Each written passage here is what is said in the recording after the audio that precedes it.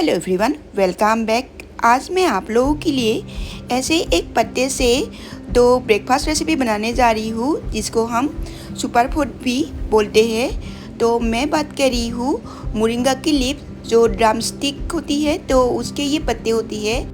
Drum stick या सहजन के पत्ते, इनको खाने की अनगिनत फायदे होती है। तो मैं आज इसी को यूज़ करके दो पराठा रेसिपी लेके आई हूँ और मैं दो तरह से पराठा बनाऊंगी। तो यहाँ पर मैंने पत्ते भी ले लिया है और ड्रम स्टिक भी ले लिया है और उसको छोटे छोटे ऐसे काट लिया है। अब एक कढ़ाई में मैंने पानी उबालने के लिए रख दिया है और उसमें ड्रम स्टिक को रख दूंगी और ड्रम स्टिक को रख के उसके स्टीम कर लूँगी जब तक वो सॉफ्ट ना हो जाए तब तक।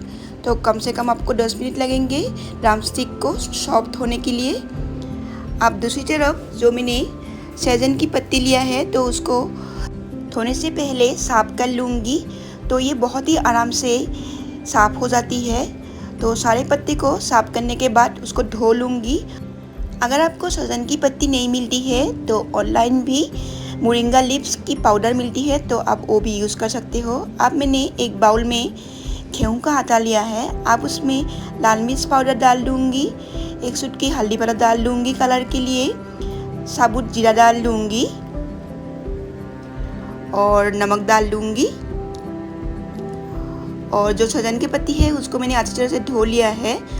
धोने के बाद उसको बारीक चॉप कर लूँगी और बारीक चॉप करके जो गेहूं का आटा लिया है उसमें मिक्स कर लूँगी।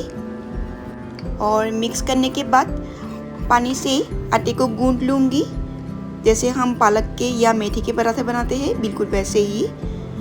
तो मोरिंगा की पत्ते से बहुत कुछ रेसिपी बनाया जाता है, तो मैं आज उससे पराठा बना रही हूँ, लेकिन मैं दो तरह के पराठा आपको बना के दिखाऊंगी। तो डो को मैंने रेडी कर लिया है और रेडी करके एक साइड में रख दूँगी। अब एक बाउल में मैंने पनीर लिया है, तो पनीर को मैंने क्रम्बल कर लिया है। अब उसमें नमक डाल लूँगी, लाल मिर्च पाउडर डाल लूँगी, काली मिर्च पाउडर डाल लूँगी, जीरा पाउडर डाल लूँगी, एक हरी मिर्च को काट के डाल दूँगी, थोड़ी सी धनिया पत्ती को भी काट के डाल दूँगी। और डालने के बाद सारी चीज़ों को मिक्स कर लूँगी और मिक्स करके एक साइड में रख दूँगी।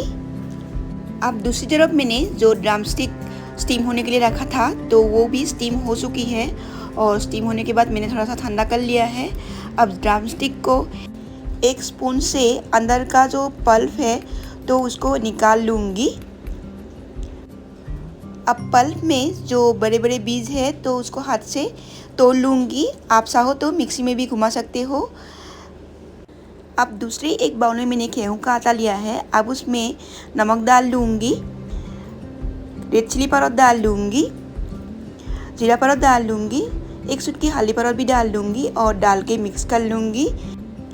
फिर उसके बाद जो मैंने ड्रम स्टिक का पल्प निकाला था तो सारे पल्प को आटे के साथ मिक्स कर लूँगी और मिक्स करके पानी से आटे को तैयार कर लूँगी। जब डो रेडी हो जाए तो उसमें ऑयल डाल दूँगी और ऑयल डाल के डो को एक साइड में रेस्ट करने के लिए रख दूँगी।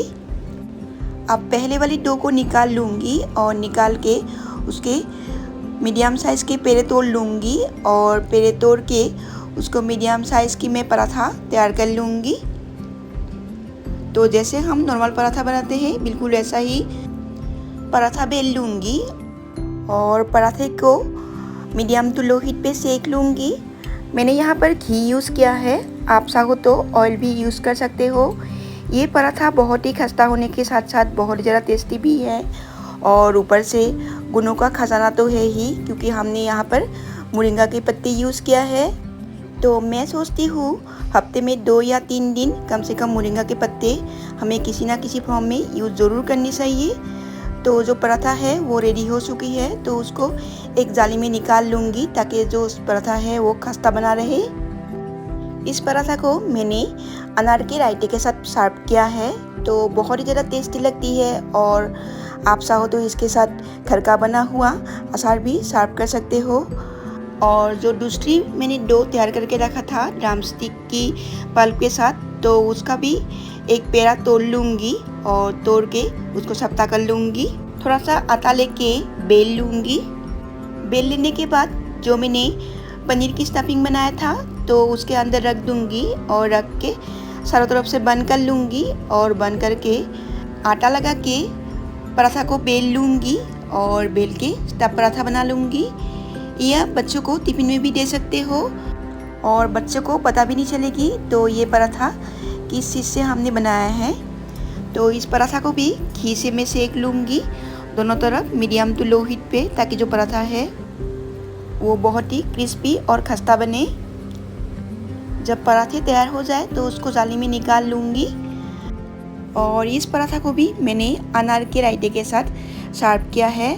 तो आप अपने टेस्ट के अकॉर्डिंग अचार या अपने पसंद के कोई और रायते के साथ इस पराठा को सर्व कर सकते हो। तो उम्मीद करती हूँ फ्रेंड्स आज की रेसिपी आप लोगों को अच्छी लगे होंगे।